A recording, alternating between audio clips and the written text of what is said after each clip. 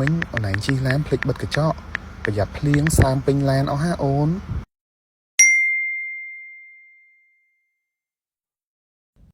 ល្ងាចមិញអូនឯងជិះឡានភ្លេចបិទកញ្ចក់ប្រយ័ត្នភ្លៀងសើមពេញឡានអស់ហាអូនអូនមានភ្លេចណា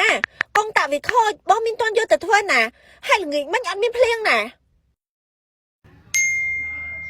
បងមានភ្លេចណាកងតាវាខូចបងមានតន់យកទៅធ្វើណាហើយល្ងាចមិញមានភ្លៀងណា